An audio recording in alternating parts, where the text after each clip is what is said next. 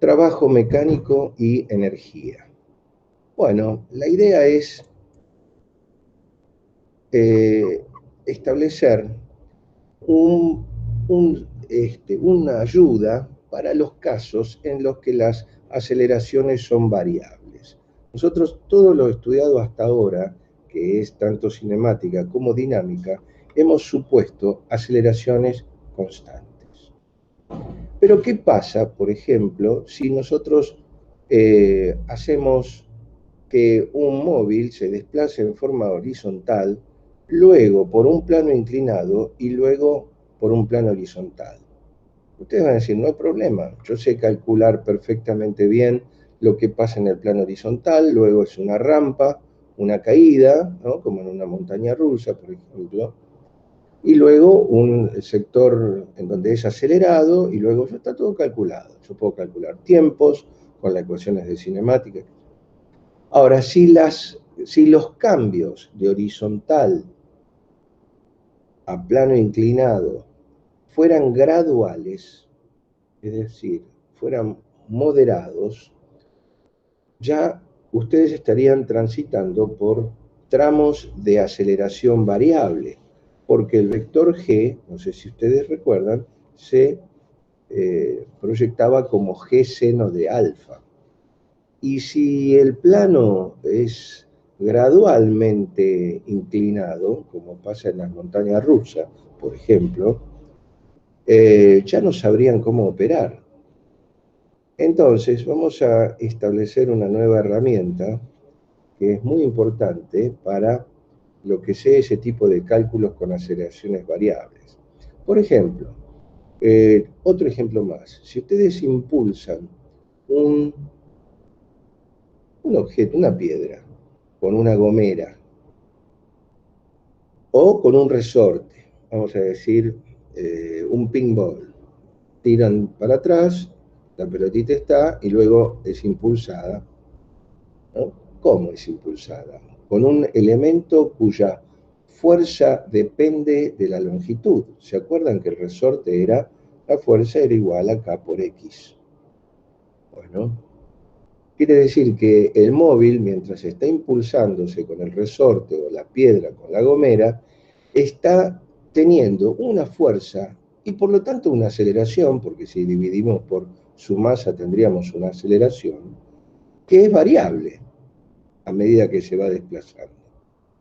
Bueno, el tema hay que solucionarlo porque entonces no nos conviene hacer alardes de integraciones, de las aceleraciones y qué sé yo, sino de ir a una cosa un poquitito más expeditiva. El tema se soluciona con una función trabajo, que irónicamente empezamos como suponiendo que la fuerza es constante, para luego podernos dar el lujo de utilizar estos desplazamientos, como los que ven acá, con una fuerza variable. En principio, establezcamos la expresión para cuando la fuerza no lo es. Es decir, vamos a ser diplomáticos en cuanto al ataque de este tema.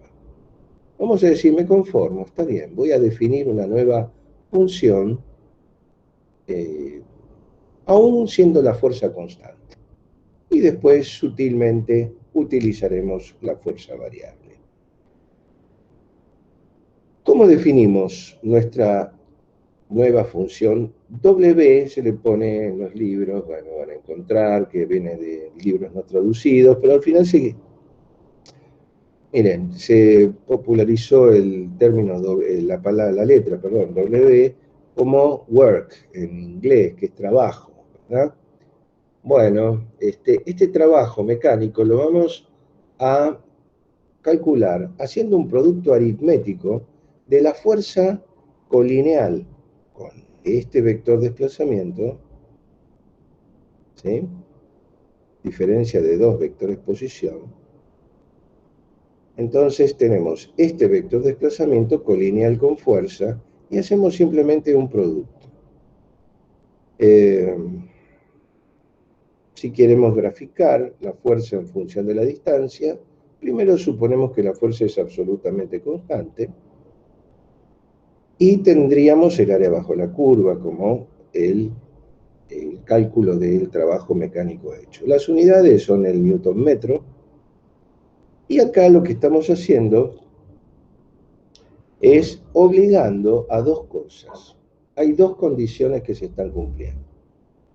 La primera es que la fuerza, como dijimos al principio, lo vamos a suponer constante, y la distancia recorrida, o sea, el desplazamiento, colineal con esa fuerza. De este modo podemos presentar, se nos puede presentar algún ejercicio en donde no lo es. Por ejemplo, tirar de un bulto, vamos a suponer que acá hay una persona que quiere empujar esto con una soga colgada al hombro. Entonces lo empuja con una fuerza así. Si un problema, algún ejercicio viene con una fuerza como dato igual a esta, con un ángulo phi con respecto del vector de desplazamiento, bueno, nosotros lo que tenemos que hacer es computar solamente su componente en X y hacer lo que dijimos antes, es un producto aritmético multiplicado por la distancia.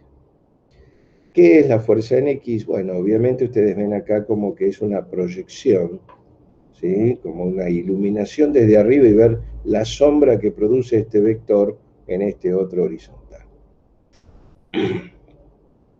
Las unidades newton metro van a ver que luego tienen la posibilidad de denominarse de otra manera, pero por ahora sabemos que es newton metro. Y recuerden que la fuerza tiene que ser constante como primera condición en todo el tramo. Ustedes dirán, pero ¿y cómo hago yo? Eso lo veremos yo diría en la próxima clase, qué va a pasar cuando esto varíe. Hay una forma de salvarlo y llegar al objetivo final, que es para el caso de las fuerzas variables. Entonces, vamos a ver.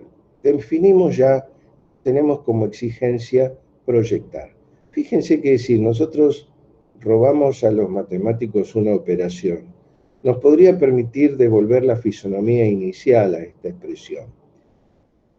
Esta fisonomía inicial se podría llegar a lograr sin omitir esto de los casos en que la fuerza no sea colineal, porque, vuelvo a repetir, una exigencia es que la fuerza calculada, que se calcula para poder introducir en esta expresión, tiene que coincidir en recta de acción con la del desplazamiento. Hay una operación que hace eso automáticamente, que es el producto escalar de vectores. La respuesta es un número, por lo tanto, el trabajo mecánico es un número, va a ser un simple número de tantos newton metro, no para arriba ni para abajo, no es un vector, es un número. Y por lo tanto, con un producto escalar de f y d, vector f con vector d, también tendríamos esto. Y tendríamos una fisonomía muy parecida a esta, salvo que habrá que poner acá la flechita de vector, la flechita de este otro vector, y acá un producto escalar. Vamos a hacer un ejercicio, pero para más que nada repasar, vamos a ver que me gustaría que ustedes intervinieran. ¿Cómo podríamos hacer un cálculo de trabajo mecánico con un caso así como este?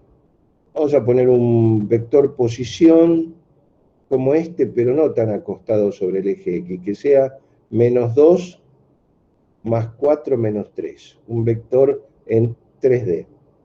Posición inicial, ¿no? El R0. Y esto, posición final, estén atentos a ver si me lo contestan lo que vamos a hacer ahora, porque me gustaría que estuvieran bien atentos a la resolución. Y tenemos acá un vector final, que sería las veces de este xb, que pone la otra. Lo que pasa es que estamos haciendo, en vez de solo en caso unidimensional, este problema nos tira directo a un 3D. Tenemos una posición inicial de -2, 4, -3, y una posición final de 2 metros en Y, 7 metros en J y -5 en K. Bueno, y la fuerza también tiene 3 dimensiones, y que no tiene nada que ver con el vector D, como ustedes verán. Los cosenos directores que se puedan calcular con este vector son totalmente distintos a los de el vector de desplazamiento que puede ser. El vector de desplazamiento se va a lograr haciendo, obviamente, la resta entre esto y esto, la diferencia, ¿no es cierto?, entre posición inicial y final. Bueno, entonces piden, ¿qué trabajo mecánico se realizó en ese desplazamiento? Y el ángulo que forma la fuerza con el desplazamiento. Nos están pidiendo el trabajo y el ángulo. Ahora, ¿alguien se acuerda la definición de producto escalar? ¿Cómo se podía hacer la definición, calcular el producto escalar de dos vectores? ¿Quién puede decirme? Tengo un vector F, un vector D. ¿Cómo se puede calcular? La definición.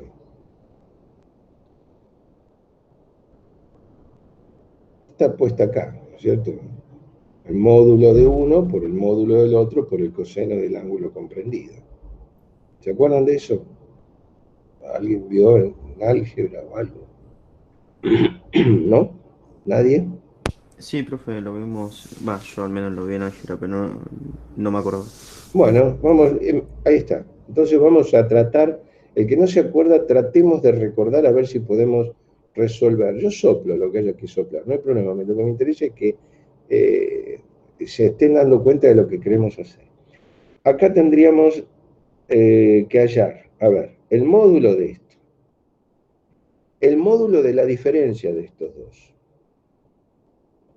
hacer el producto y luego multiplicar por el coseno y hallar el trabajo mecánico. Lo que pasa es que en este problema nos piden las dos cosas con una sola ecuación. ¿Mm? Entonces, vamos a ver cómo nos arreglamos. ¿Cómo podríamos hacer esto? Primero, la posición inicial, sabemos que es esta, y la final es esta. Por lo tanto, el vector de desplazamiento nos tiene que dar esto que está acá, que es una simple recta. Así que ya tenemos tanto vector de desplazamiento como nos estaría faltando el módulo del vector de desplazamiento y el módulo del vector fuerza. Vector fuerza es un dato de problema. A ver, ¿cómo se calcula el módulo de un vector? Por ejemplo, de estas dimensiones, ¿no? De 3D. ¿Cómo Eh, sí. ¿Por módulo se refiere a la norma o estoy equivocado? Eh, A la norma que vendría a ser la en álgebra. distancia que estoy midiendo acá es el módulo. Y sí, y la distancia que estoy midiendo acá. Pongo una regla y yo tengo que tener una distancia. Y si yo tengo una regla acá y me da 2 centímetros, entonces voy a la escala de fuerzas y me dice 10 newton por centímetro. Ah, bueno, entonces esto si medí acá 2 centímetros es una fuerza de módulo 20 newton.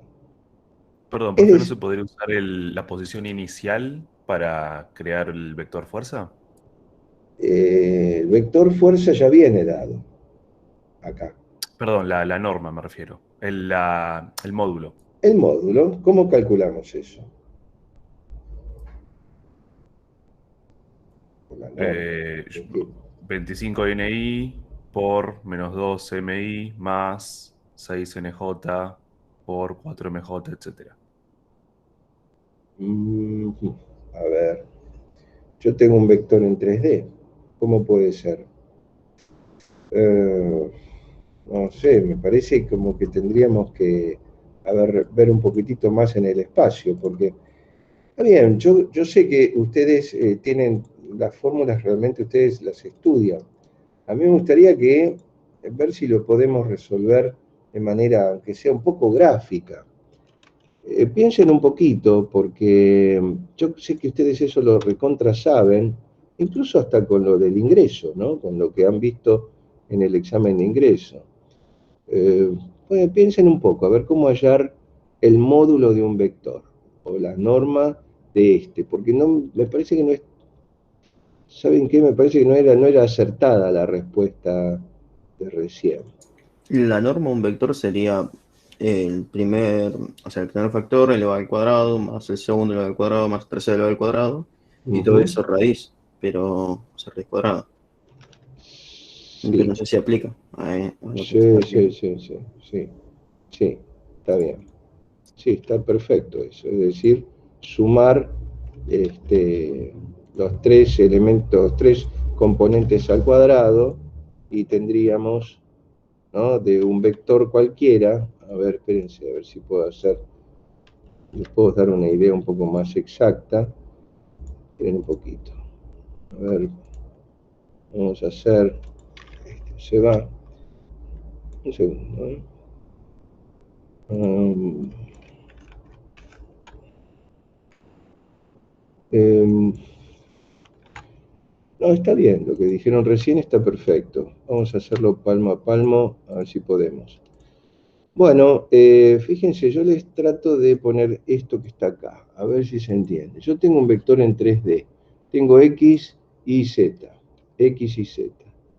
Por ejemplo, para poder obtener las componentes, ¿qué hago? Hago esto, por ejemplo, esta es una componente acá, ¿sí? Entonces, fíjense que yo puedo traer hasta acá y tengo una componente en X que sería esta. Este es el eje Y y yo tendría otra componente acá, ¿no? Hago esto, hasta acá, otra componente. Y Z tendría esta otra componente, que sería lo mismo que esta oblicua que está acá, la tengo de aquí hacia arriba. Y yo acá tendría una tercer componente. Se me fue un poco la mano por haber improvisado el dibujo. Muy bien, acá. Bueno, ya tengo las tres componentes. ¿Cómo hallo esta distancia si tengo estas tres componentes que son los que tienen ustedes en el dibujo, ¿no? Esta es la Y, esta es la Z, acá, perdón, acá, y esta es la X.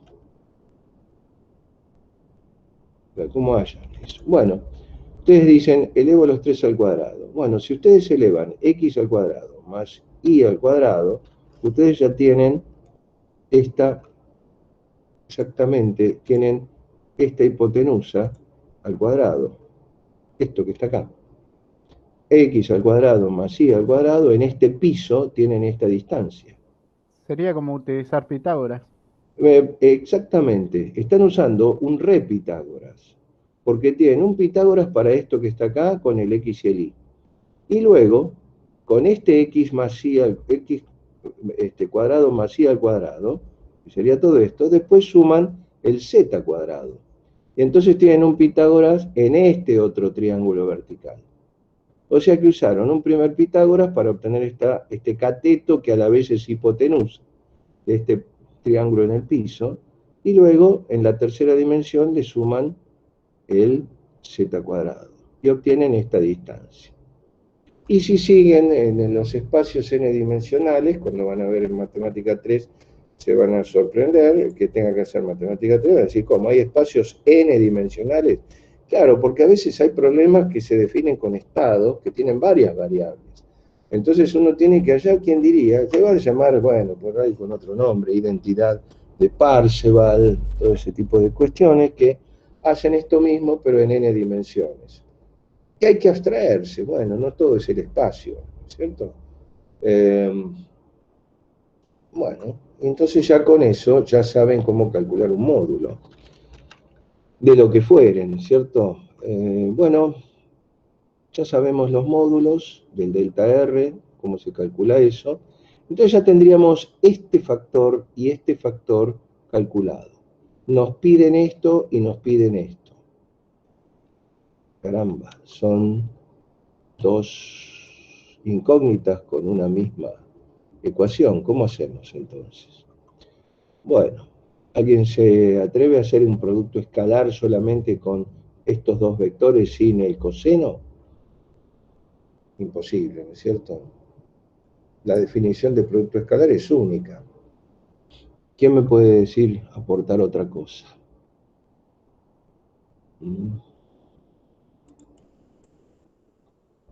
Bueno, vamos a ver si el apunte sí lo hace. Sí, creo que sí. Bueno, acá está más o menos en 3D la cosa dibujada. Y entonces nos piden esto. el producto escalar. Ya con esto resolveríamos el primer miembro de esa ecuación con dos incógnitas. ¿Qué estoy haciendo acá? Estoy haciendo de nuevo la definición de producto escalar.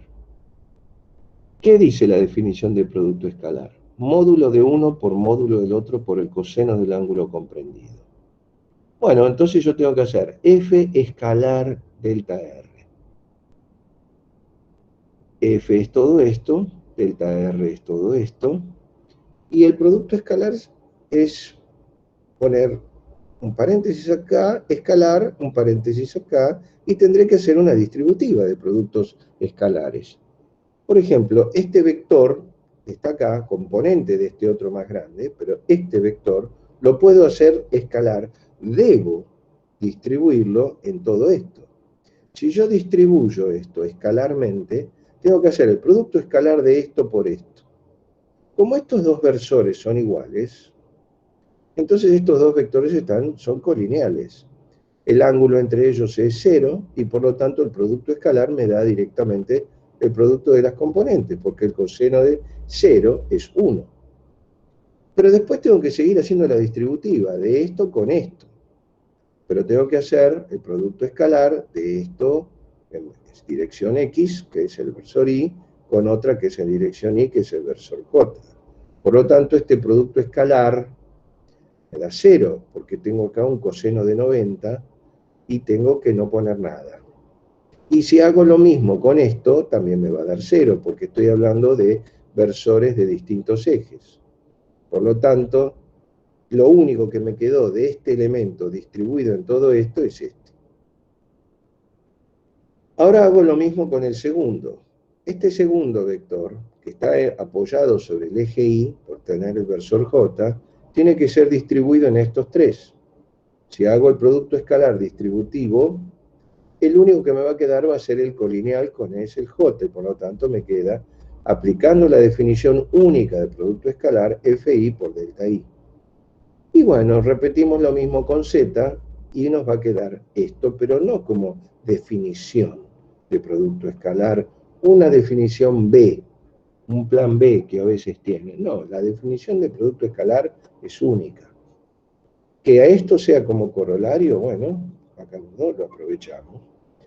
Entonces lo único que hacemos es el producto escalar de 25 por 4 más 6 por 3 menos 15 por menos 2 y nos da directamente 148. Nos resta calcular el ángulo. Bueno, el ángulo se calcula directamente aplicando la definición del producto escalar, porque ya conocemos todo.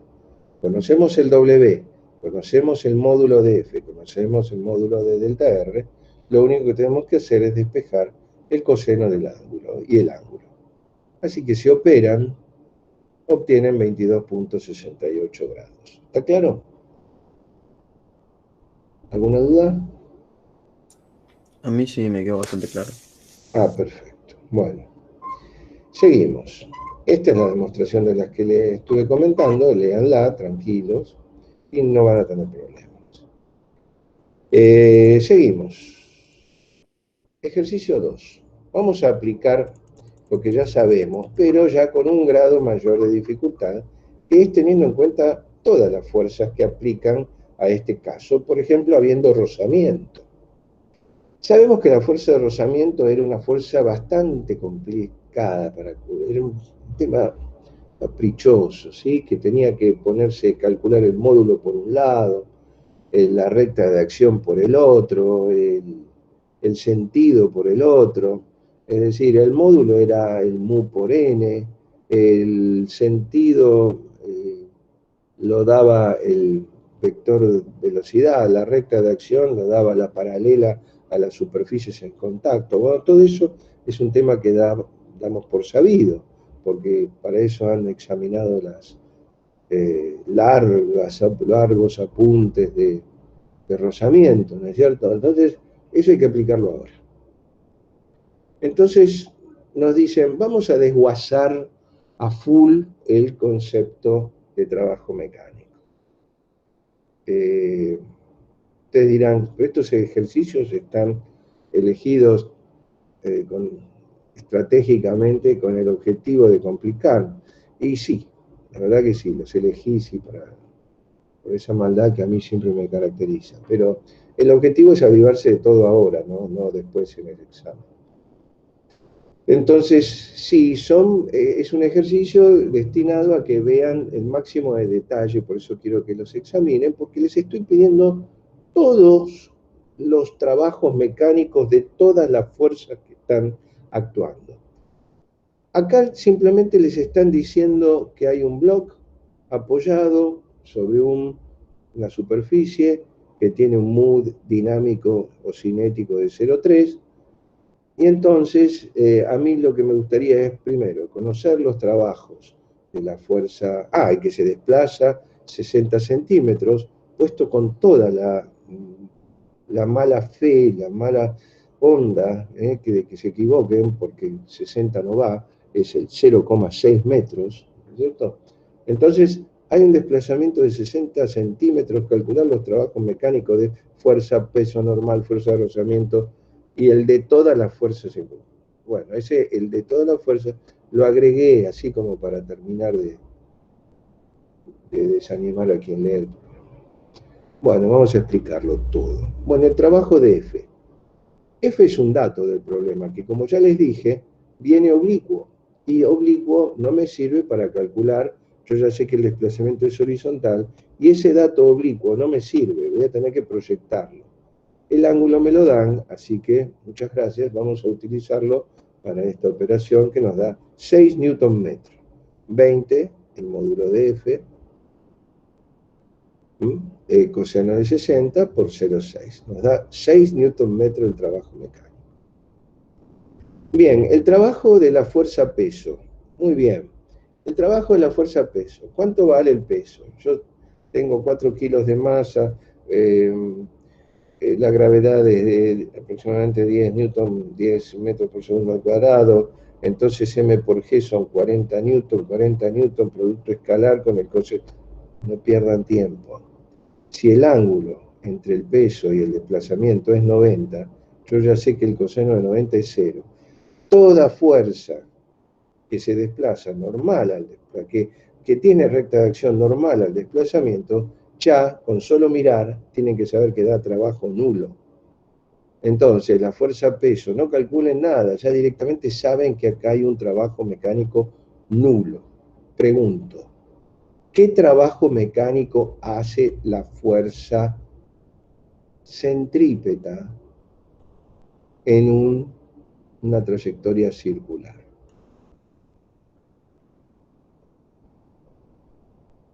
Pregunto, ¿qué trabajo mecánico hace la fuerza centrípeta? Una fuerza que acelera al móvil, ¿cierto? La fuerza centrípeta acelera al móvil porque lo hace cambiar.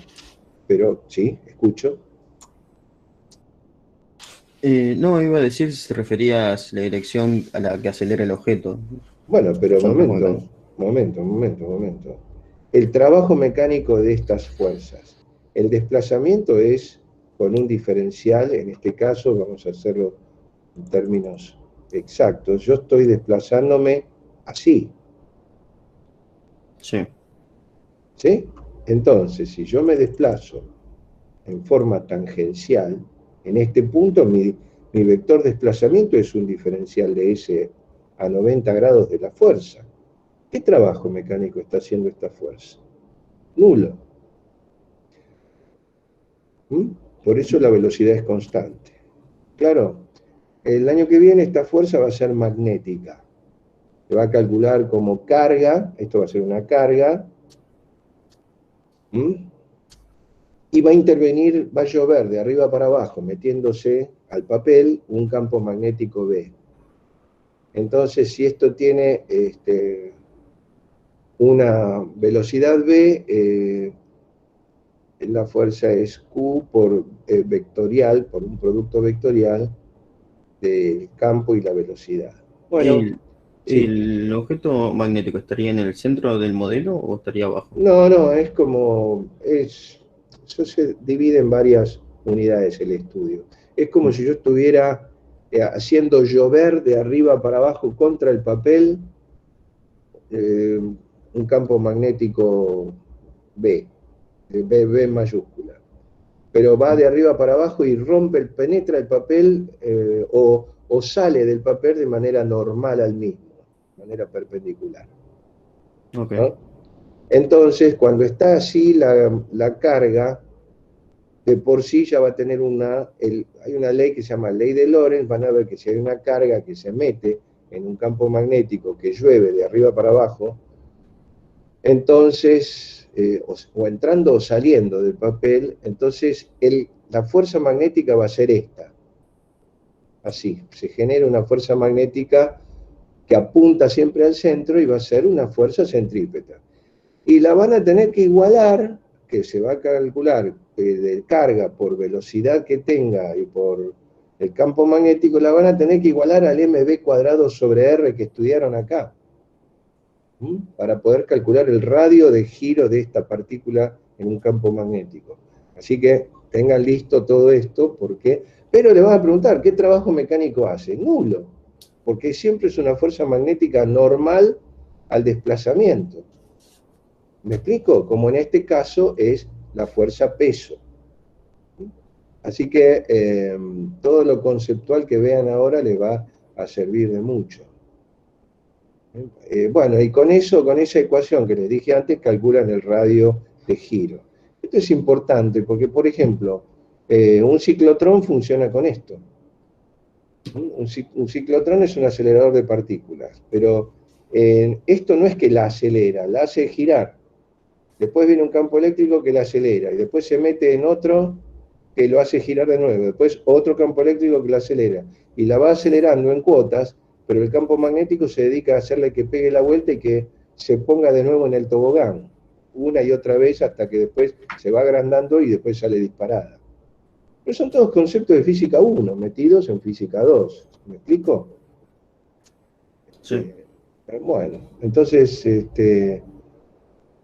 yo digo para que estudien con un poco más de ganas, ¿no? Que no vean esto como cosas aisladas que después, listo, las veo, me saco de encima y ya está. No, es para que lo vayan poniendo en la mochila y que lo vayan sabiendo para estudios así de que les van a venir encima, sí o sí. Entonces, bueno, entonces ya fíjense, fuerza normal al desplazamiento tiene que dar trabajo mecánico nulo. Esta también, la normal, es nula. El trabajo mecánico que puede hacer una normal es coseno de 90, 0. Ahora, ¿cómo calculan ustedes acá la normal? Me pregunto. Ya lo tienen que saber de antes eso. ¿Por qué quiero calcular la normal? Porque tengo que calcular el rozamiento. Entonces la normal sería como el saldo que hay. Ojo que acá hay una colaboración de esta fuerza en el sentido del I positivo. Es decir, esta proyección de F seno de 60 apunta para arriba, entonces aliviana al piso de tener que sostener este bloque. Entonces, la fuerza normal, ¿cómo la van a calcular? La fuerza normal la van a calcular como el saldo de la proyección hacia arriba de la fuerza F menos el peso, ¿no? Entonces ahí sí sale una normal de 22,68 y no el peso directo, ¿no? Que sería 40. Así que con esa normal calculan la fuerza de rozamiento. La normal va a tener trabajo 0 por ser justamente normal al desplazamiento, pero la fuerza de rozamiento no. La fuerza de rozamiento es colineal con D, pero apunta en sentido contrario. Quiere decir que entre este vector y las dos rectas de acción tienen un 180 grados. Si tienen 180 grados, el coseno de 180 da un signo menos, un menos 1. Y nos da una fuerza de rozamiento, un trabajo, perdón, de fuerza de rozamiento negativo. Y ustedes dirán, ¿por qué negativo? Bueno, porque la fuerza de rozamiento hace un contratrabajo, es decir, siempre se lleva de pica con la velocidad. La velocidad es para allá, la fuerza es para atrás. Y si cambiamos la velocidad para amigarnos con la fuerza de rozamiento, no, la fuerza de rozamiento cambia de vuelta, siempre está en contra del desplazamiento. Por lo tanto, el trabajo mecánico va a ser nulo. Esto, tengan paciencia, van a ver cómo que esta fuerza de rozamiento siempre va a quitar energía. Por eso es un trabajo mecánico negativo. Déjenlo ahí por ahora, van a ver después cómo se van actualizando los conceptos. Sumo todo, me piden también el trabajo total. Bueno, acá se suma el de la fuerza F, la componente en X, nulos los de las fuerzas normales y contrario el de la fuerza de rozamiento. Bueno, acá estoy aclarando, miren, también está aclarado, qué bueno. Fuerza centrípeta,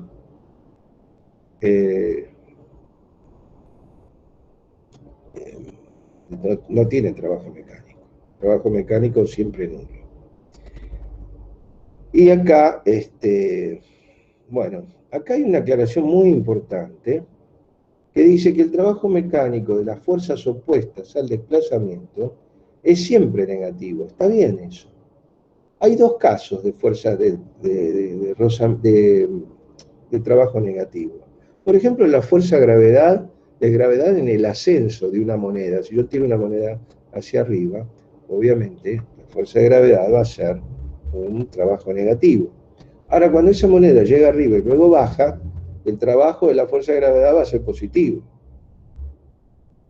Pero vamos a ver que en cualquiera de los dos, el ascenso y el descenso, siempre la fuerza de rozamiento va a ser negativa. Esa es la diferencia entre fuerzas y fuerzas. Hay fuerzas que siempre están en contra del movimiento, como el rozamiento, y las de gravedad, por ejemplo, como las elásticas, a veces sí y a veces no. Pero el a veces no es tan exacto como el a veces sí. Por lo tanto, el balance es cero. Y no quitan energía. El trabajo va a ser total nulo. Por lo tanto, a estas fuerzas se las va a llamar las de gravedad, por ejemplo, o las elásticas, o las eléctricas.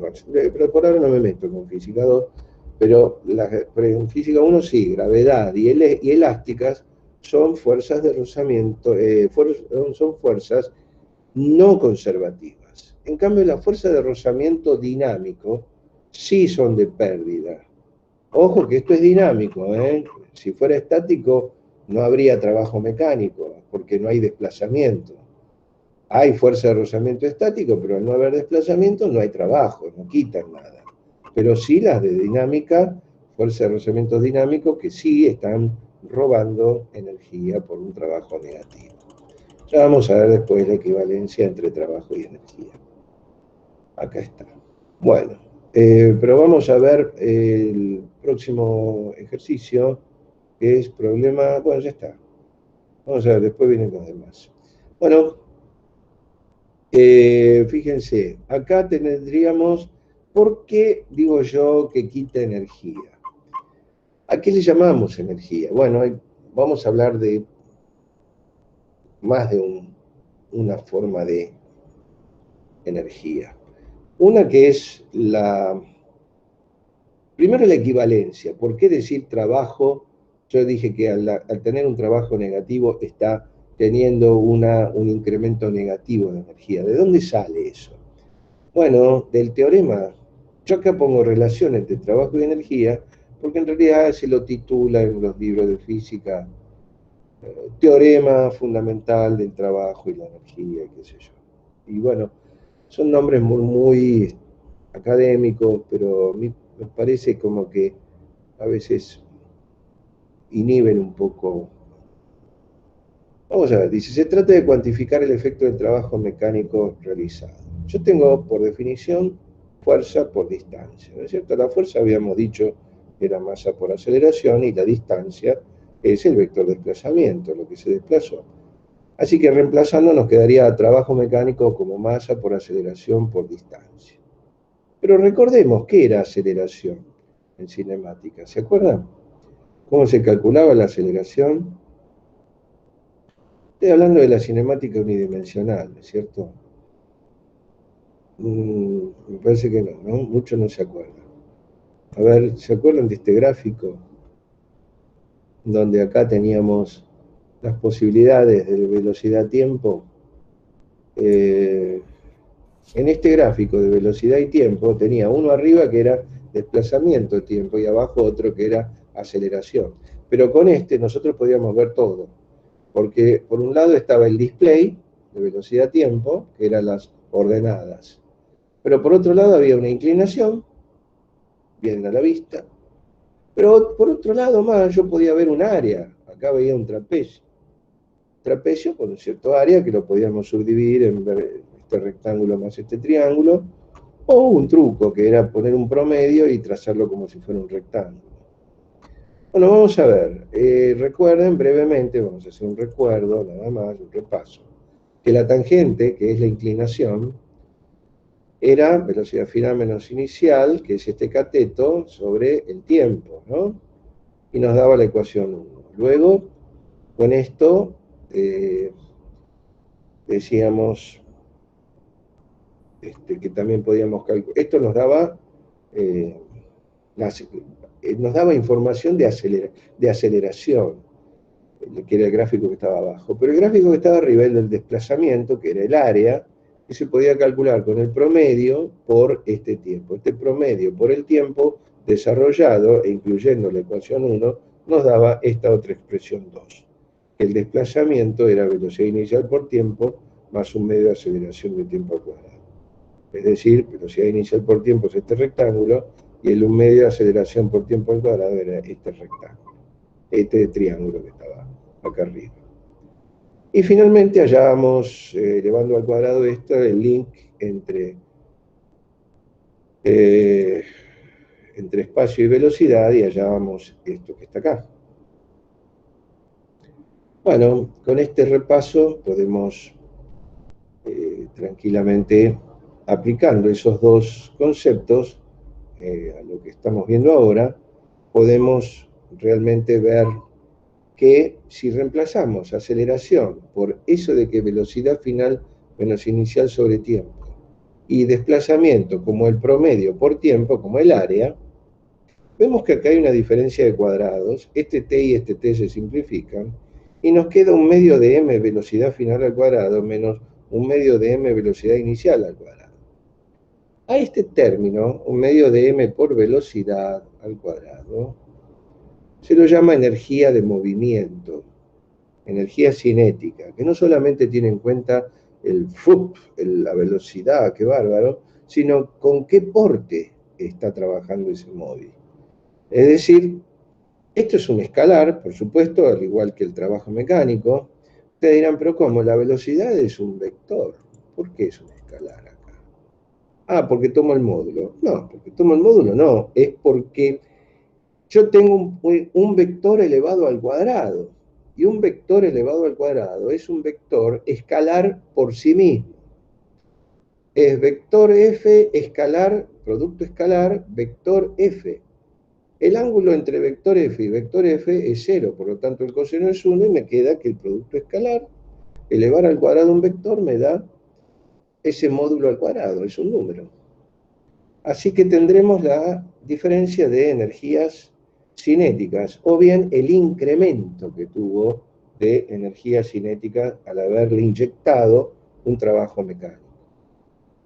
Es decir, yo estoy viendo así como tema, digamos, para empezar, podemos ver como que una inyección de trabajo, una fuerza que impulsó durante a lo largo de una cierta distancia, incrementó la energía cinética.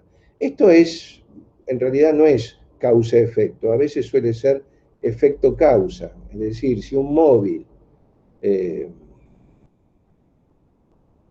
asciende, obviamente el trabajo mecánico va a ser negativo y la de energía disminuye.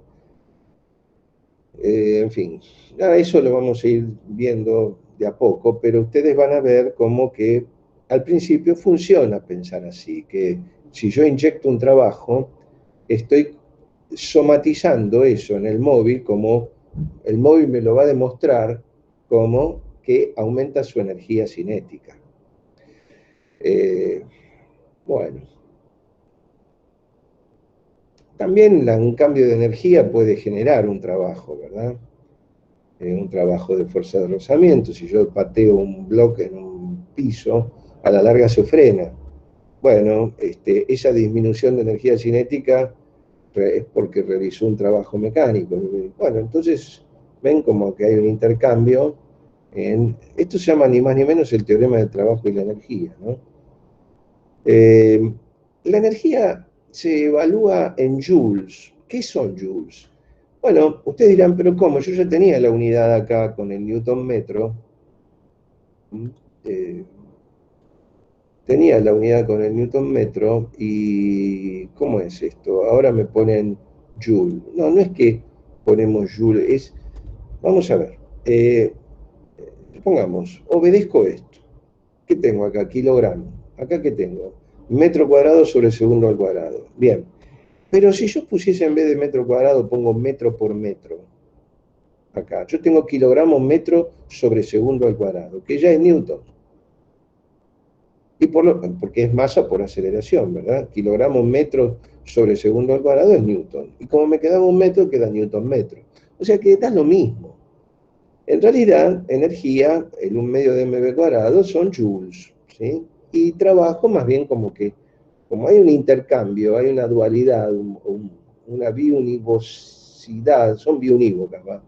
Entonces, joule, newton metro, es una cuestión bastante equivalente.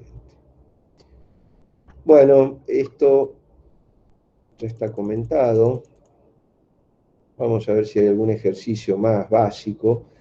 En este caso, vamos a rehacer el ejercicio 2, pero desde el punto de vista de la relación con trabajo y energía.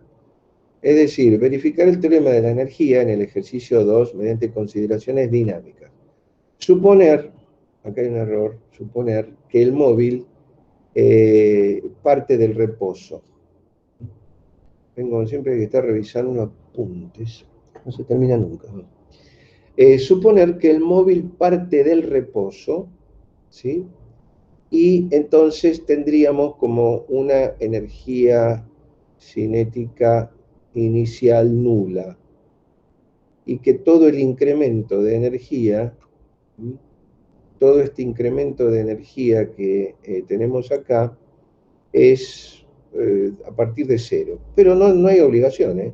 El móvil podría tener una cierta cantidad de energía inicial porque total lo que me va a evaluar este teorema de la energía es el incremento que tuvo a partir de lo que tuviere al principio. No es obligatorio que tenga energía inicial cero. Así que, bueno, eso no es el problema en realidad. El problema es evaluar el delta, ¿sí?, de energía. Bueno, hay que ver si realmente ese trabajo que se hizo y que se calculó tan meticulosamente en el caso anterior, se traduce, fue como un aumento de energía cinética.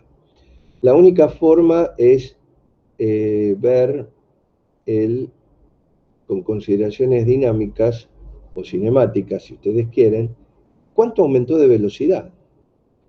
Bueno, vamos a ver. La fuerza neta actuante, dice en el eje X, es, como ya dijimos, tiene que ser en la misma dirección del vector de desplazamiento, me da 3.1 newton. La aceleración es 3.1 newton sobre su masa. Es decir, nos da esta aceleración. Con esta aceleración, recuerden ustedes que nosotros, acá falta un cuadrado, aceleración es metros, está terrible esta página, hay que corregirla toda. Metros sobre segundo al cuadrado, tiene que ir acá, ¿sí? Bueno, la velocidad final del móvil es, según las expresiones anteriores, nos da esto. Colocando esto acá nos da la velocidad final al cuadrado, ¿no? Porque estamos utilizando más bien la tercera ecuación, ¿sí? La de, ¿cómo se dice? Esta que está acá. Bueno, entonces calculamos esta velocidad final y sabemos que si el móvil tiene una cierta masa, la energía cinética final es el 1,9 joules, que sería el incremento de energía cinética. Y se verifica la conclusión del ejercicio anterior. A ver qué decía el ejercicio anterior. El cambio de energía cinética acá me dice que es 1,9 joules.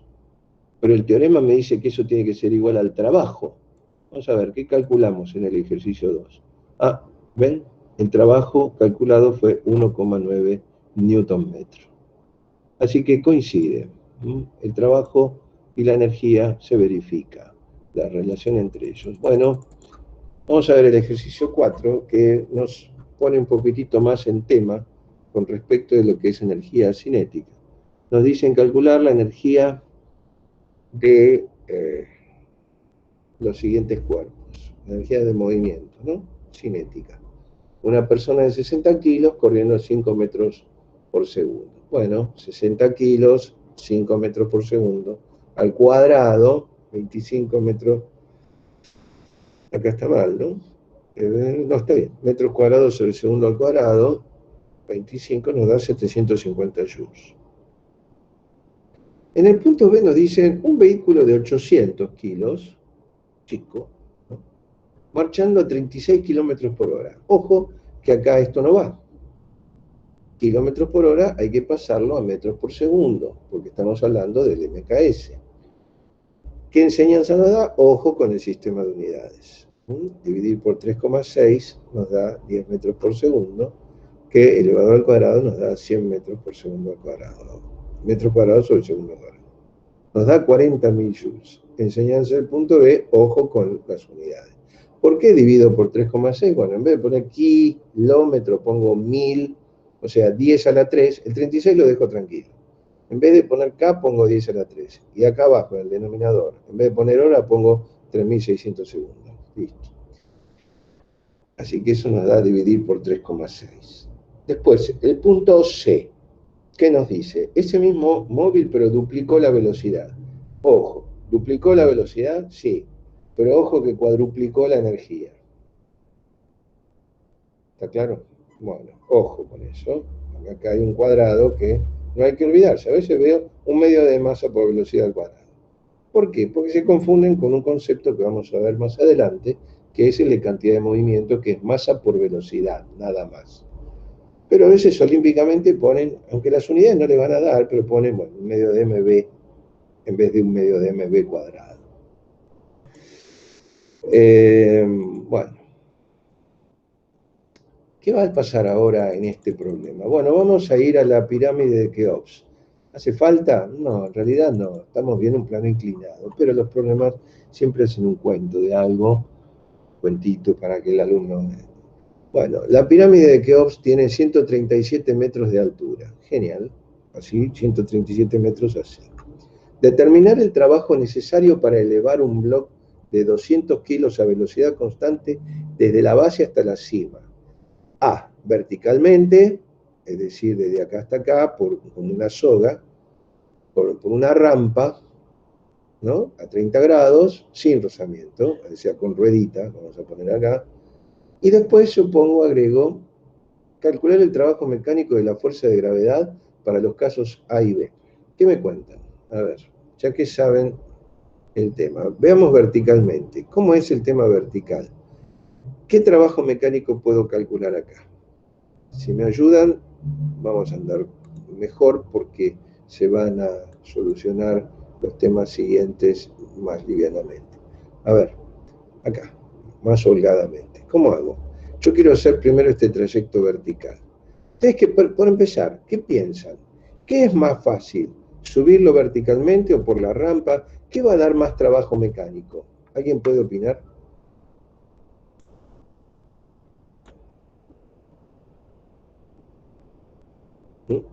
¿Nadie? Más trabajo mecánico. Sí. Y sí, yo creo que sí, subirlo por la RAM. Bueno, no sé. Las distancias son distintas. Sí.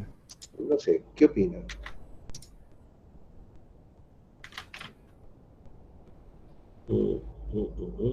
No sé qué sería más, tipo la distancia. No sé, la verdad. Bueno, es un gran ejercicio este, porque se sacan conclusiones muy importantes. Fíjense, vamos a hacerlo cuenta. Vamos a hacer primero el tramo vertical, levantando con una soga, a ver qué pasaría. Bueno, tengo menos distancia acá que recorrer. Vamos a ver, si yo tengo que levantar a velocidad constante, tengo que hacer una fuerza igual a mg. Entonces, ¿está bien? Está en equilibrio. Pego un soplido y esto empieza a ascender a velocidad constante hasta llegar acá. ¿Qué fuerza hace esto? ¿Qué trabajo hace esta fuerza? Ya sé que trabajo mecánico hacen las dos, pero este módulo es el mismo que este, pero apuntando para arriba. ¿Cuál es el trabajo mecánico? Fuerza, vector desplazamiento, que es el que nace acá y muere acá. El ángulo es 0. Bueno, entonces tengo que hacer fuerza por distancia, me da 274.000 Nm. Esta fuerza es igual a mg, ¿no es cierto? Mg por h nos da el trabajo mecánico de esta fuerza para ascender al móvil. Nos da 274.000 Nm. ¿Están de acuerdo con eso? ¿Está todo bien? Sí, sí. Bueno, ahora vamos a hacerlo por la rampa. Por ahí un garage, fíjense que todos los garages tienen rampas, no levantan los autos así, por las rampas. Bueno, vamos a ver qué trabajo mecánico tiene que hacer el motor del auto para levantarlo, y si no, la grúa para levantarlo en forma vertical. Ya vimos que eran 274.000 Nm si fuera una grúa. Vamos a ver qué trabajo mecánico haría el motor. La fuerza que lo equilibra a esto es mg seno de phi. Acá en realidad puse alfa, pero es phi, ¿no? Mg seno de alfa o seno de phi. ¿Y cómo viene este asunto? A ver. ¿Qué tengo que hacer? El mg seno de alfa, vamos a hacer la cuenta. Nos tiene que dar, vamos a poner acá, fíjense, delta R, la hipotenusa es el opuesto sobre el seno de alfa. Si yo hago esto, bueno, mg seno de alfa es la fuerza que estoy haciendo, pero por h sobre seno de alfa nos da de vuelta mgh. Es decir, tengo más trayecto, pero con menos fuerza. O sea, tengo que hacer una fuerza de 200 por 10, ¿no? Y por un 137, que sería la altura. Este seno de alfa se me simplifica, y de vuelta me quedan 274.000 joules. Por lo tanto, se realizó el mismo trabajo mecánico en ambos traslados. ¿Qué quiere decir esto? Que nos dio lo mismo recorrer esto por acá que por acá. Además, nosotros vimos que el trabajo mecánico de un desplazamiento horizontal era nulo, ¿se acuerdan? Si yo hago una fuerza hacia arriba y me desplazo horizontalmente, era como la normal, que diría, esto da trabajo nulo. Quiere decir que si yo hago un recorrido de aquí hasta acá y luego subo, me va a dar 274.000 joules igual. Y si lo hiciera en forma oblicua por acá, también, y si lo hiciera por acá también, y si hiciera esto primero vertical y luego horizontal también, y si lo hiciera por cualquier camino, voy por el lado, pego una vuelta, qué sé yo, y llego acá, también 274.000. Quiere decir que es independiente de la ruta por la que yo haga el trabajo mecánico. Darse cuenta que siempre el trabajo es el mismo independientemente de la ruta. Cuando eso sucede, se dice que la función es una función de estado. Depende del punto final y del inicial, pero no importa por dónde recorro para ir del inicial al final. Otra derivación, otro corolario de eso, es que si hago un camino cerrado, el trabajo es nulo. Fíjense que si yo hiciese, esto es nulo, esto es 274.000 para arriba, pero luego lo hago 274.000 para abajo, esto va a tener un signo negativo, porque estoy haciendo lo opuesto a lo anterior, en dirección. El vector de desplazamiento va para el otro lado, por lo tanto hay un 180, en vez de ser como antes que era todo para arriba. Así que si yo tengo una salida y una vuelta por todos lados, me voy a cualquier lado y vuelvo al mismo punto, el trabajo total va a ser nulo. Eso es muy propio de que hemos trabajado sin ninguna pérdida, hemos trabajado oponiéndonos a un mg que es una fuerza conservativa. Bueno, esto está explicado, acá no hace falta decir más.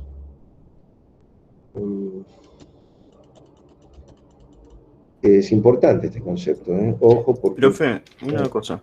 Sí. Lo que explicó recién de que no importa el camino que tomemos, se va a consumir una cantidad de energía. Sí.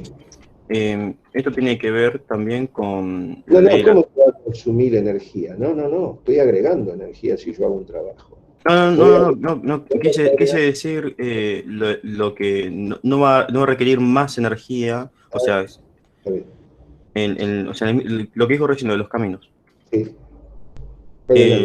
Esto tiene que ver con la ley de conservación de energía, ¿no? Si, a ver, ¿en qué sentido? En el sentido de que, a ver cómo explico.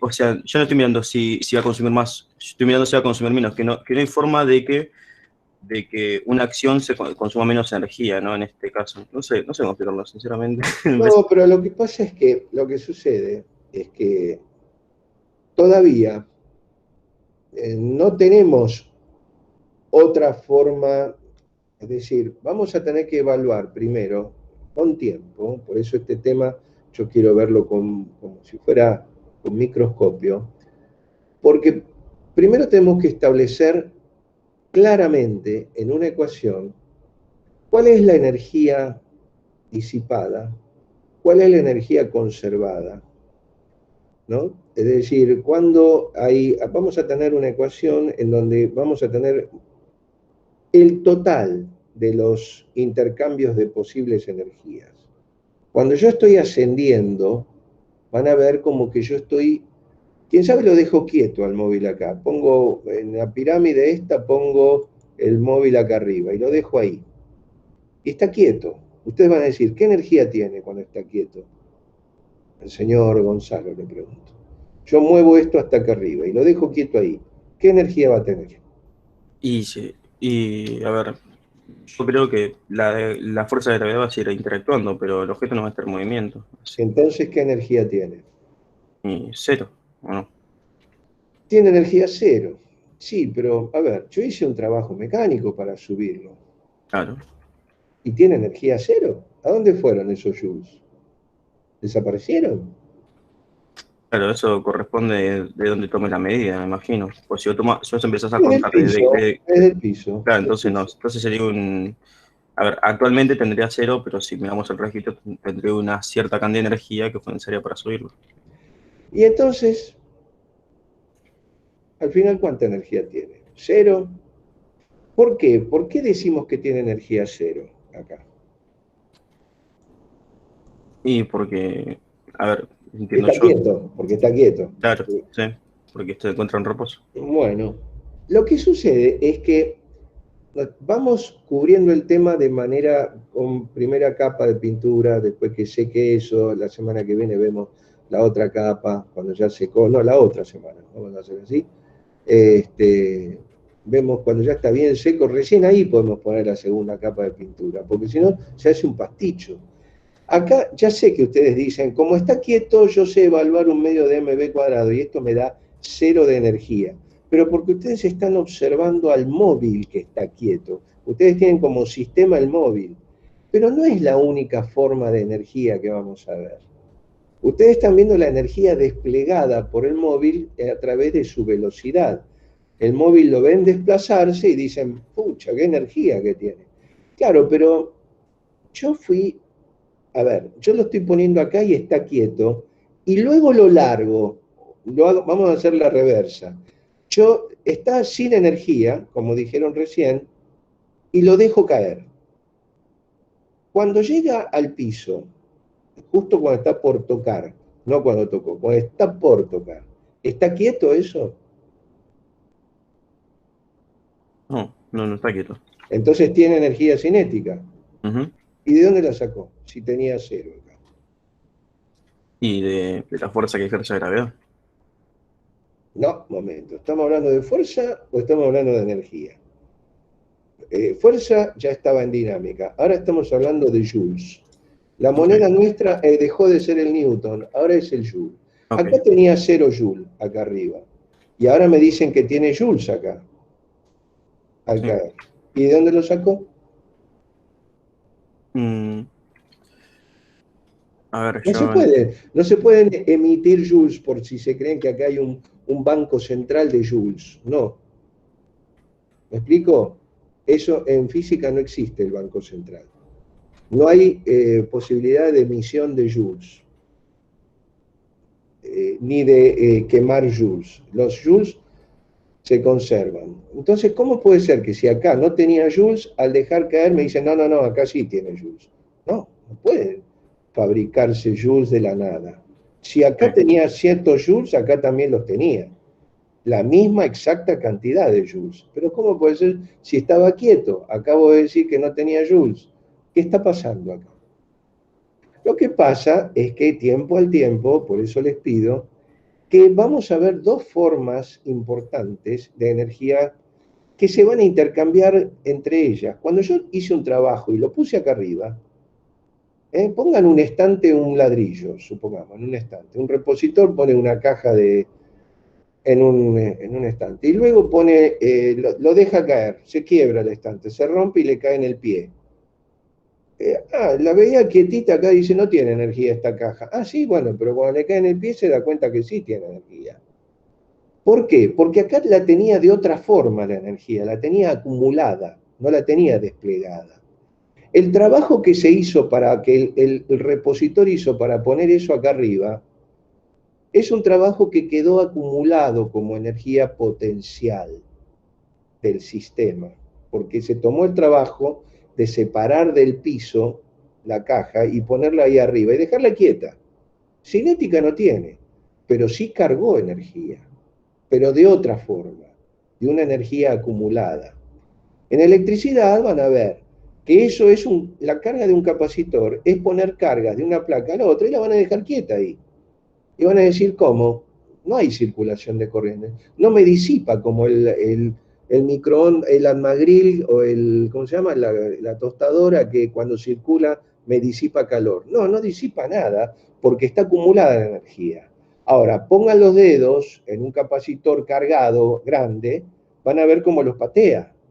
¿Por qué? Porque estaba acumulada. O sea, no toda forma de energía, lo que les estoy queriendo decir, no toda forma de energía es la del movimiento, que por ahora la estamos viendo como una, pero de a poco estamos ya metiéndonos en otra y después veremos cómo se intercambia una con otra en la próxima clase.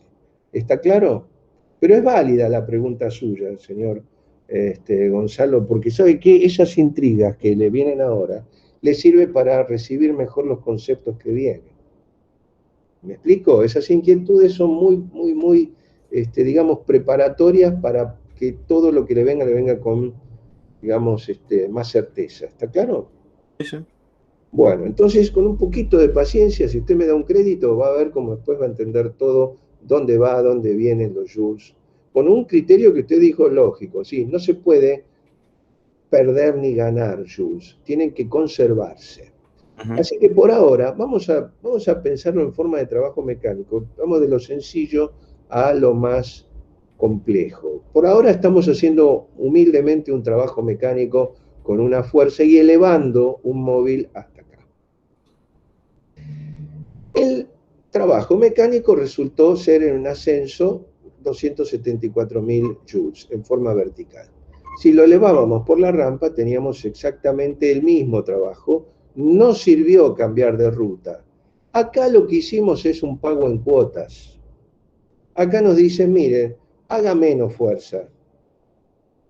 Le voy a dar más lugar para más espacio para que usted pueda llevar a este mismo logro. Es decir, cuotas pequeñas, sí, en mayor cantidad, pero para lograr el mismo monto final. El que es más robusto, el que tiene más fuerza, bueno, lo puede subir por acá y lo hace, obviamente, rápidamente. Bueno, pero lo único que sí que tienen que tener en cuenta es que el trabajo mecánico es exactamente igual. se les va a presentar lo mismo cuando desplacen cargas eléctricas en campos conservativos, como por ejemplo el campo eléctrico. Puede ser una carga desplazándose y le van a pedir el trabajo mecánico de las fuerzas eléctricas o bien de la fuerza externa para poder realizar. Lo único que sí ya podrían ir pispeando es que para que yo pueda, como les dije antes, que ya le anticipé gracias a su pregunta, que acá esto va a tener una energía acumulada, yo tuve que meter una fuerza externa, porque si yo dejo este bloque en el piso, jamás se va a subir por sí mismo y cargarse de esos joules. Los joules que tenga acá acumulados, aunque esté quieto, lo hice gracias a esta fuerza que viene el repositor y viene desde afuera y metió un trabajo mecánico él. Es como en electricidad, si usted tiene el capacitor descargado, si no le mete un generador, no va a poder cargarlo, no va a poder trasladar las cargas positivas a la otra placa. Estamos razonando exactamente lo mismo que lo que van a razonar el año que viene. Entonces, sigamos. Bueno, esto vamos a ver el trabajo mecánico de la gravedad. A ver, vamos a ver qué plantea esto, porque acá le busqué todas las vueltas de vida y por haber. Dada que la fuerza aplicada fue en todo momento opuesta a la componente gravitacional, se concluye que el trabajo mecánico que la fuerza gravitatoria ejerce sobre el bloque es igual en módulo y signo negativo. Claro, todo lo que se hizo en contra de la gravedad, nadie le pudo privar a la gravedad de tener su propio trabajo mecánico, ¿no es cierto? Bueno, pero como siempre nosotros nos empeñamos en hacer una fuerza contraria a la propia del sistema, hemos puesto una fuerza tal que equilibre a la propia MG. Entonces siempre el trabajo de MG va a ser con el signo cambiado, obviamente, ¿no? Bueno, acá está lo del concepto de función de estado. Y vamos al ejercicio 6. El ejercicio 6 dice, recalcular el trabajo mecánico de la fuerza de gravedad si el bloque describe una trayectoria ABCA. Bueno, ¿qué va a pasar? Bueno, si van haciendo punto por punto, también como es un camino cerrado, sea cual fuere la fuerza, para las dos es un camino cerrado, tanto para la fuerza F como para la gravedad. Entonces, nos estamos moviendo en un campo gravitacional, que es un campo gravitatorio en un camino cerrado, y obviamente el trabajo mecánico va a ser nulo. Esto es un remache de todo lo que dijimos antes. Bueno, vamos a ver el ejercicio 7. ¿Qué es lo que dice el ejercicio 7? Bueno, se lanza una piedra, un proyectil de masa 10 kilos con una velocidad de 20 metros por segundo. Calcular el trabajo mecánico que la fuerza de gravedad ejerce sobre la partícula en el ascenso y en el descenso. Y la energía cinética de la partícula al partir y al retornar. Bueno, esto más bien es interesante compararlo con el que viene, con el ejercicio que viene. Entonces dicen, se lanza verticalmente un proyectil y se contempla el ascenso y el descenso. ¿Qué diferencia hay entre ascenso y descenso? En MG nada. El MG apunta para abajo siempre. Pero en el ascenso el vector de desplazamiento es hacia arriba y el vector de desplazamiento en el descenso es hacia abajo. Quiere decir que forma un ángulo de 180 en el ascenso con MG, pero en el descenso forma un ángulo 0. Por lo tanto, los trabajos mecánicos van a ser iguales y opuestos, porque las distancias recorridas van a ser iguales. Revisen las cuentas, van a ver que les va a dar negativo en el primero, obviamente, por eso se frena el móvil. No se olviden que el trabajo era el cambio de energía cinética. Acá tiene energía cinética, pero como hay un trabajo negativo, ese cambio es negativo. Pasa hasta llegar al punto máximo, supongamos que sea el punto máximo, puede ser un punto intermedio. Pero el punto máximo acá llega con velocidad 0. Todo este delta K, delta de energía cinética negativo, se debe a que el trabajo fue de valor negativo, 20%. Bueno, ¿qué pasa en el descenso? Bueno, el mismo valor, pero positivo. El trabajo mecánico total va a ser nulo. Si yo lo evalúo en total, como el trabajo total es nulo, el cambio de velocidad también es nulo. Por lo tanto, el móvil va a regresar con la misma velocidad con la que salió, con la misma cantidad de energía. Entonces dice, es importante que el trabajo mecánico en un camino cerrado de la fuerza de gravedad no cambió la energía cinética de la partícula. Por haber conservado en el camino cerrado el valor de la energía, se dice que la fuerza de gravedad es conservativa.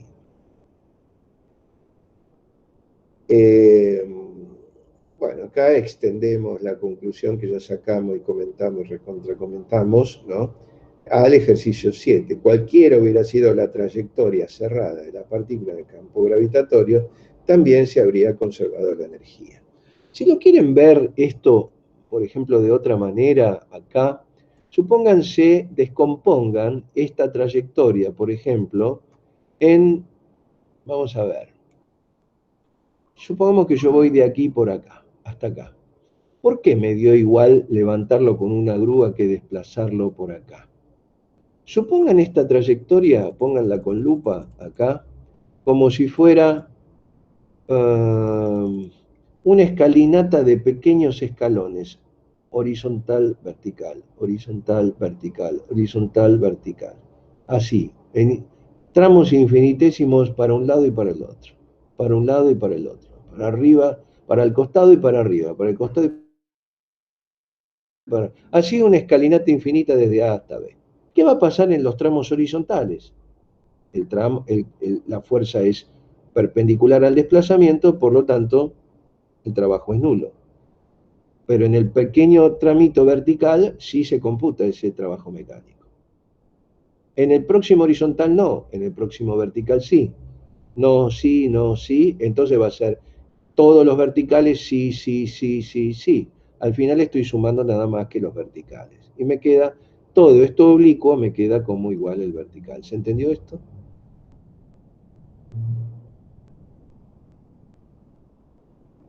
¿No? Por mí sí. Ahí está.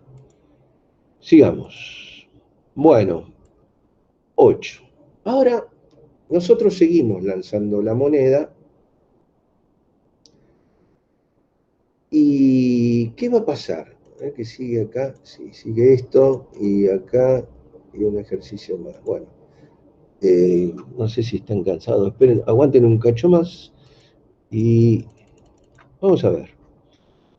Tenemos un ejercicio 8 que nos dice, lanzamos lo mismo que antes, pero ahora esta vez va a haber una fuerza de rozamiento de 10 newton. ¿Qué sé yo? El aire, supongamos. O si es un mecanismo que sube, no sé, el roce de algún rodamiento, lo que fuere.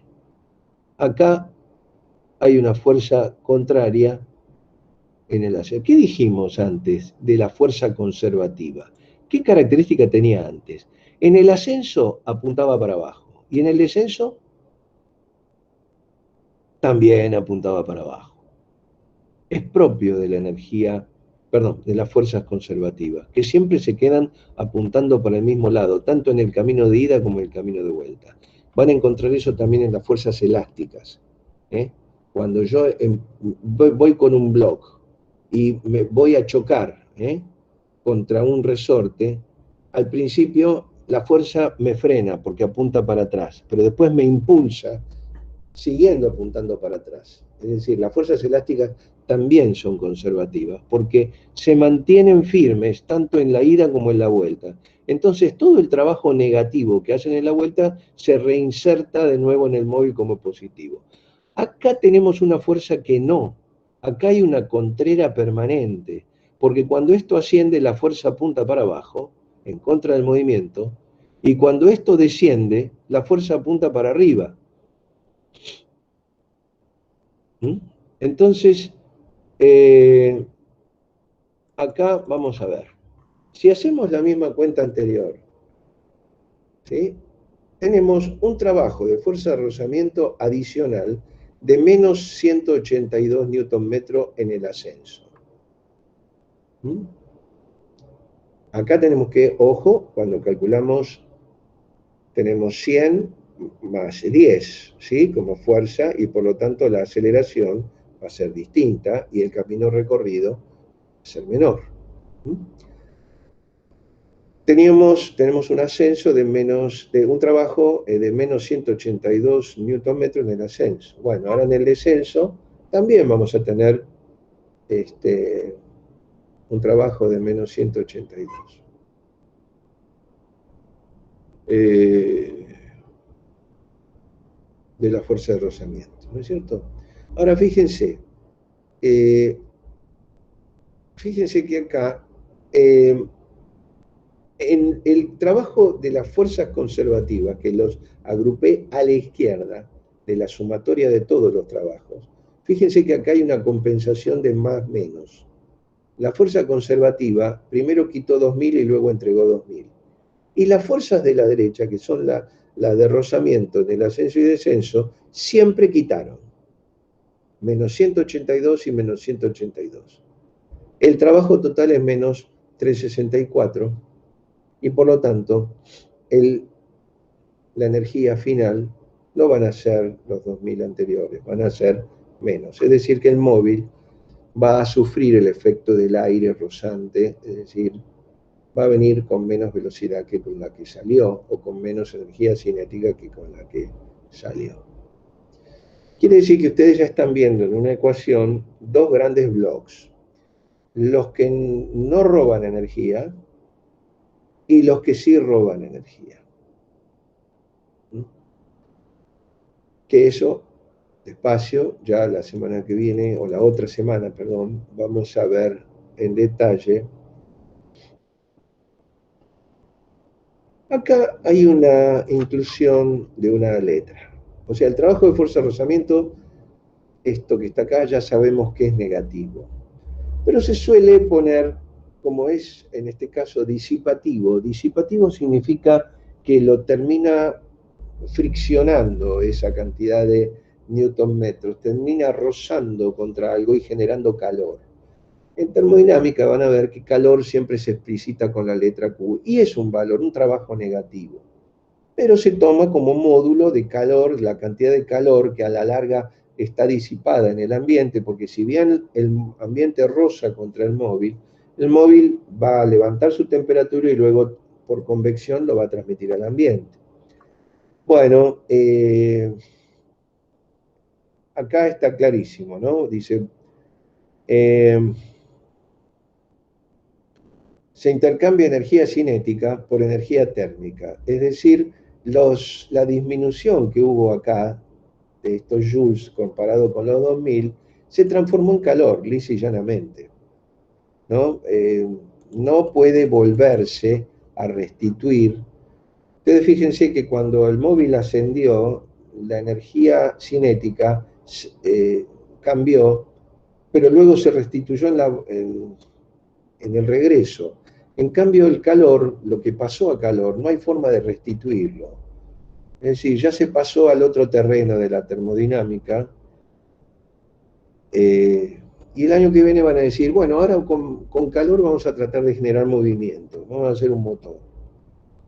Y todo dice, bueno, listo, estamos a mano. Lo que perdí en física 1 lo recupero en física 2 con una máquina térmica.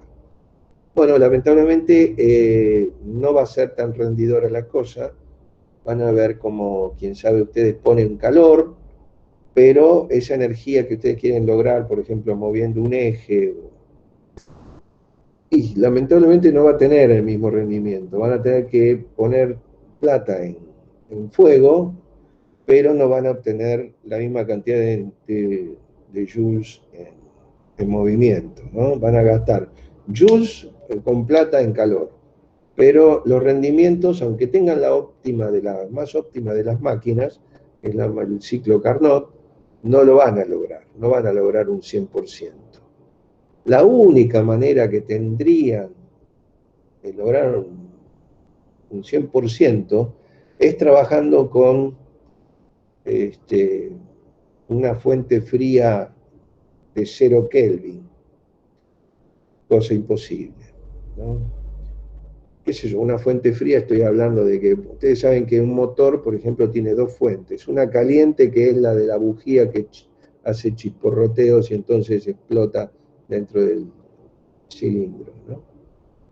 Pero en cada ciclo ustedes abren una válvula del caño de escape para que iguale a la temperatura ambiente, entonces enfrían violentamente eso para que pueda ser el aire más blando y que el pistón pueda retornar, ¿no? Sin gastar. Pero algo gasta, porque evidentemente tener gas a temperatura ambiente, por más que haga frío como ahora, 3 grados, son 3 grados, pero son 300 grados Kelvin, no bajamos a cero. Para bajar a cero tendríamos que ser en una situación imposible de lograr. O sea que todo este calor que se transmitió se cambió de energía mecánica a calor, no es tan fácil recuperarlo para poder hacer energía mecánica. Así que, bueno, no toda fuerza de rozamiento disipa energía, ya lo aclaré antes, que por ejemplo, para que se disipe energía, es un concepto que tienen que tener para cuerpos rígidos, sobre todo, cuando un cilindro cae por un plano inclinado. Bueno, cuando no resbala, ¿sí? Cuando la rueda de un auto rueda tranquilamente, no disipa. Hay rozamiento estático, pero porque está apoyando y desapoyando, pero no disipa, a menos que deslice. Si yo la esfera o el cilindro lo tiro y raspa, sí, porque ahí hay un roce dinámico, hay una fuerza de rozamiento y un desplazamiento. Entonces sí hay un trabajo mecánico y una disipación. Pero el rozamiento, por el rozamiento en sí, como dice, rozamiento implica disipación. No siempre. En cuerpo rígido van a ver que la fuerza de rozamiento estática, que eso se le llama por rodadura, una fuerza de rozamiento de rodadura, no disipa. Tiene que haber deslizamiento. Por ejemplo, una rueda de auto no disipa si fuera perfecta, ¿cierto? Ahora, si yo clavo el freno, entonces chilla la goma y ahí sí disipa. Y si yo aprieto el acelerador a fondo y hago una picada y la rueda empieza a andar en el aire, y como en las películas que le ponen polvo, talco para que haga más barullo, y qué sé yo, entonces sí, ahí sí está raspando, porque la rueda se está deslizando sobre el pavimento. Entonces sí, ahí hay un rozamiento dinámico que disipa. ¿Qué más? Conceptualmente ya están con ejercicio y todo ya bastante. Vamos a ver un ejercicio, por ejemplo, de trabajo y energía, ¿no? Un meteorito, dice, de masa 39 kilos cae, penetrando el suelo 1.875 metros. Son 40 kilos, ¿no? Casi es un porte, ¿sí? Se vio por televisión una vez caer, cuando uno por un teléfono grabó un meteorito que cayó en una casa, un techado de no sé de qué, creo que de chapa, de aluminio. Bueno,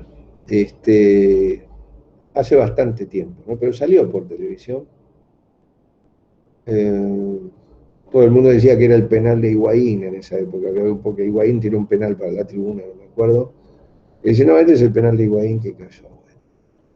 Experimentalmente, dice, se demostró que el terreno ofrecía una resistencia media, una fuerza constante, vamos a decir, media, de rechazo, o sea, de freno, de 500.000 newton. Entonces dicen, determinar a la velocidad cómo entraba al pozo que después hizo un buraco bastante grande, de 1.875 metros, ¿sí?, de distancia. Entonces dice, la velocidad a la que el meteorito alcanzó la superficie de la Tierra, es decir, acá, y la que logró, bueno, después quedó en cero acá, y dice, ¿qué cantidad de calor disipó en todo esto? Bueno, evidentemente, toda esta energía cinética se quedó en cero acá, y todo eso se transformó en un trabajo de esta fuerza del terreno. ¿Cierto? Todo eso fue a calor, no, acá no hay escapatoria. El trabajo de la fuerza del terreno fue el cambio de energía cinética. Bueno, se calcula esto como la fuerza del terreno, ojo, como ponen, ¿no? 39 kilos es la masa, 500.000 newton, 1.875, nos da 937.500 joules.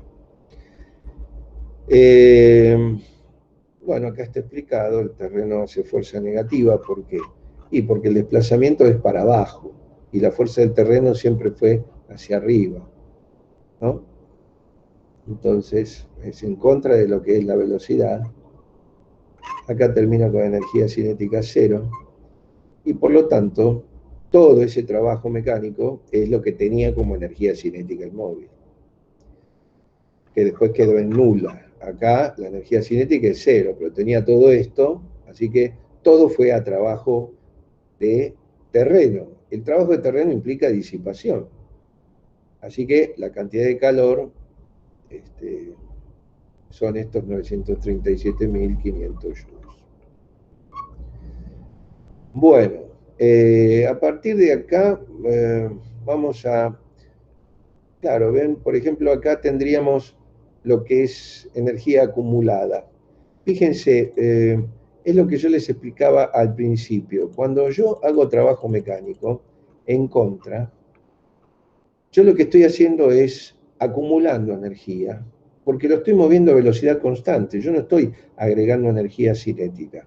Por eso tuvimos el detalle de mover al móvil a velocidad constante, de entre A y B. ¿Qué significa velocidad constante? Que el incremento de energía fue nulo, de energía, perdón, cinética, fue nulo. Pero por eso llegaron a la indefinición, ¿cierto? A la indefinición de decir, como estaba en el tope de la pirámide, no tiene energía. Sí, pero yo entregué un trabajo mecánico. Pero el tema fue, el error era observar nada más que el móvil. Si yo quiero ver energía cinética, mi sistema es el móvil, es decir, un punto material o tiene energía cinética o no tiene energía. Es cierto eso. Pero no es la única forma de energía. Yo puedo hacer un trabajo mecánico y agregar energía no cinética. Esto va a tener energía acumulada, que va a ser igual a los joules que yo estoy agregando en el trabajo mecánico.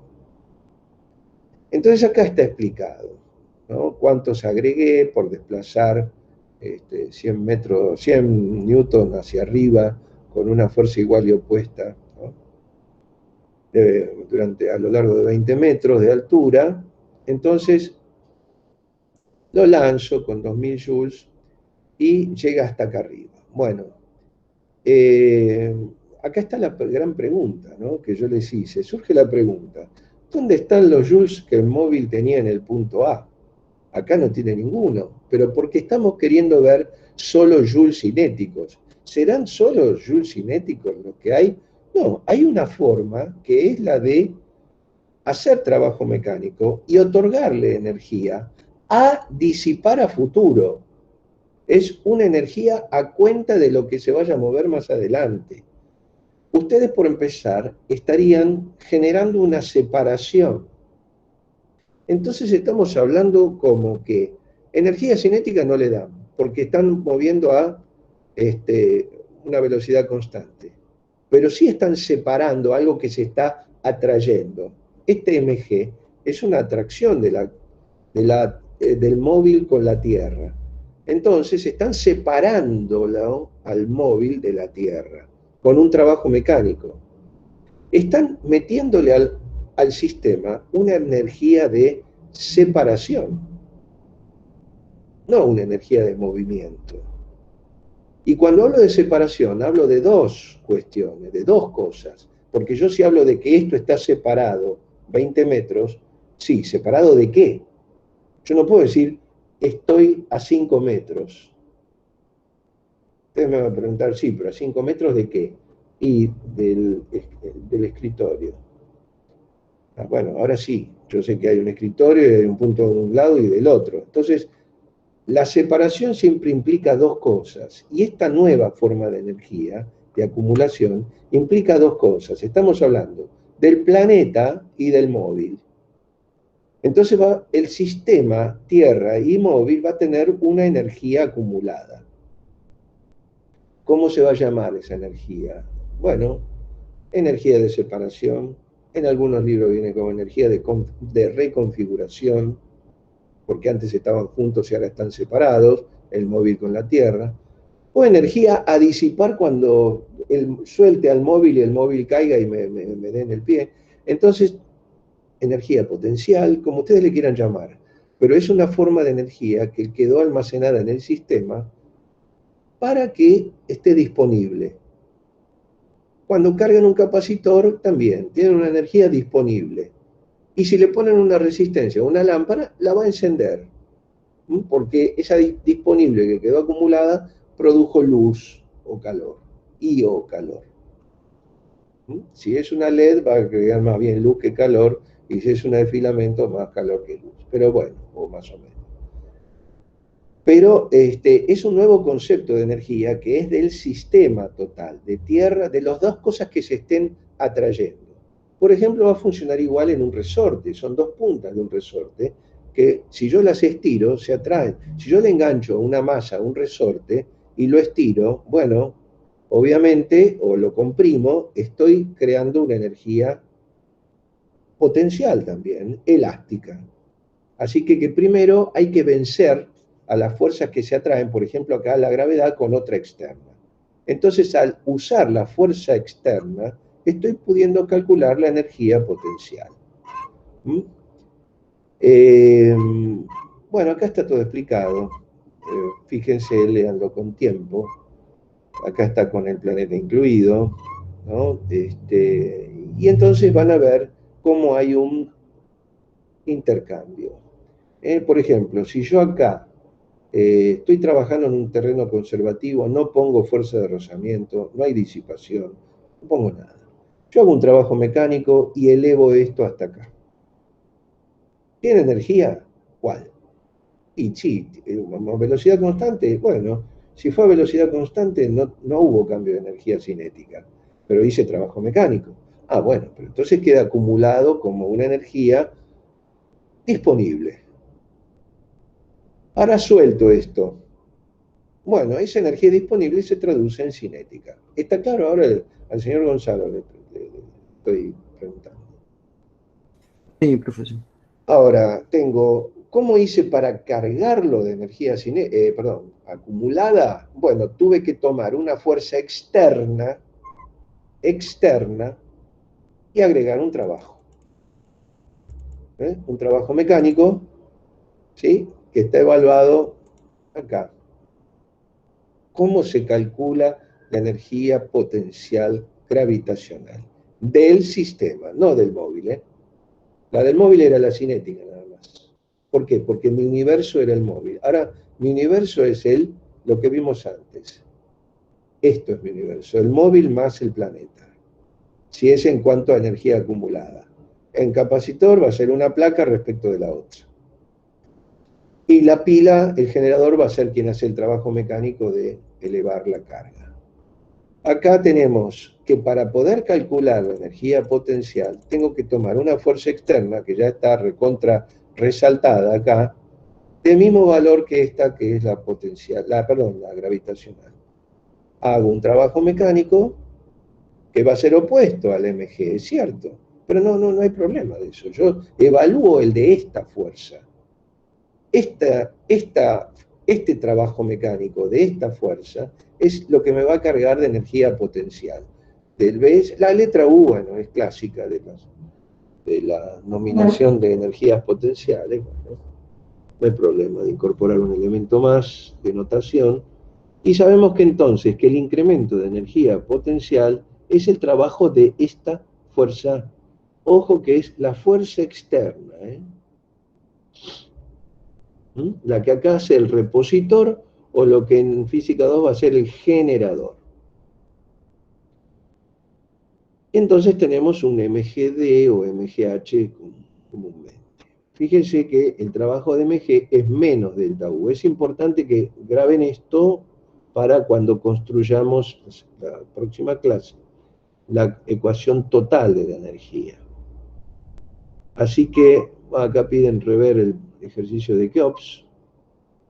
Y acá, bueno, obviamente que no va a cambiar la energía según vaya por acá o por acá. De más están los comentarios, porque ya hemos hecho bastante hincapié en eso.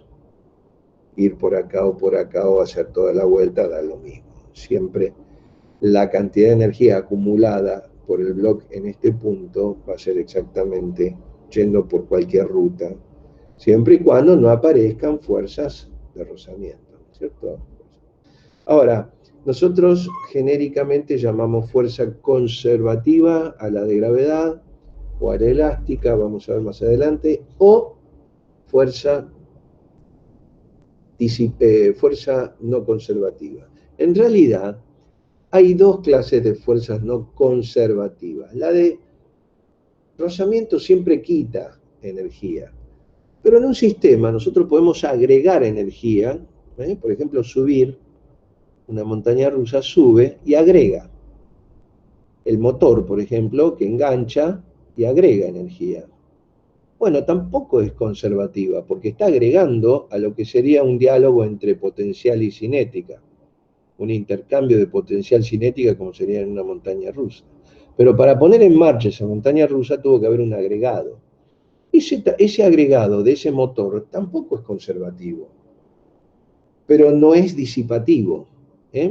O sea, que vamos a englobar en una ecuación, en una macroecuación, las no conservativas, pero unas son de agregar, de aporte, y la otra son de disipar, que son específicamente las de rozamiento. Así que todo esto da para más, yo por el momento lo dejo ahí, tienen bastante para deglutir, y la vez que viene vemos una macroecuación, que todavía hay cosas que corregir, etc. Bueno, ¿alguna duda? Un segundito, por favor.